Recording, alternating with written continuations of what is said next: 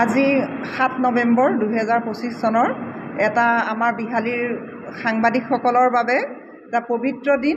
এই পবিত্ৰ দিনৰ এয়া হৈছে পবিত্ৰক্ষণ চেৰেলীয়া গাঁও পঞ্চায়তৰ কাৰ্যালয়। ইয়াত এটা আজি ভাল আমাৰ সংগঠন এটি জন্ম লাভ কৰিলে, বৰগাং প্ৰেছ ক্লাব। বহুদিনে আমাৰ সাংবাদিকসকল অসংগঠিত হৈ আছিলে। এই অসংগঠিত সাংবাদিকসকলে সকলো মিলি সকলোৱে কাম কাজখিনি সুচাৰুৰূপে আগবঢ়াই নিবৰ কাৰণে সংঘবদ্ধ হোৱাৰ এক মানস কৰিলে। সেই মানসতে আজি এই শুভক্ষণত এই বৰগাং প্ৰেছ ক্লাব নামৰ এটা সংগঠন জন্ম লাভ কৰিলে। আৰু মই সভাখনৰ সভাপতি হিচাপে আছিলোঁ আৰু মই সেই হিচাপে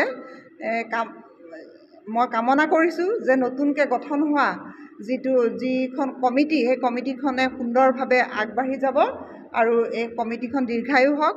আৰু কমিটিখনৰ সভাপতি হিচাপে নিউজ লাইভৰ সাংবাদিক জ্ঞান পাণ্ডেক সভাপতি হিচাপে আজি নিৰ্বাচন কৰা হ'ল। আৰু পলাশপ্ৰিয়ম সত্য যিটো ট্ৰুথ চেনেল, তাৰ সংবাদদাতা পলাশপ্ৰিয়মক সম্পাদক হিচাপে লৈ এখন ডাঙৰ কমিটি এখন গঠন কৰা হ'ল।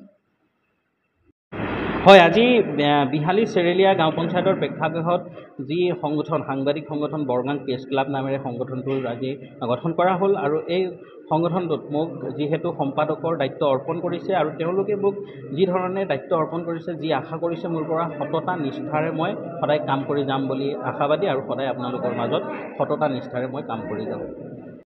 হয়, আচলতে আমাৰ সাংবাদিকসকলৰ, আমাৰ বিহালী একাংশ সাংবাদিকসকলৰ বহুত দিনৰ সপোন পূৰ্ণ হ'ল। আজি এক পৰিয়াল, এক ভাতৃত্ববোধ ৰাখি বিহালী সমষ্টিৰ বৰগাং প্ৰেছ ক্লাব প্ৰথমবাৰৰ বাবে আজি গঠন কৰা হৈছে।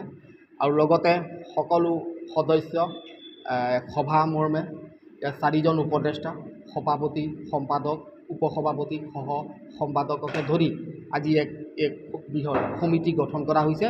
আৰু আমি আশা ৰাখিছোঁ অনাগত দিনত আমি বৰগাং প্ৰেছ ক্লাবে সকলো সাংবাদিকসকলে এক ভাতৃত্ববোধ আৰু একতাৰে আমি বাতৰি সংগ্ৰহ কৰি যাম।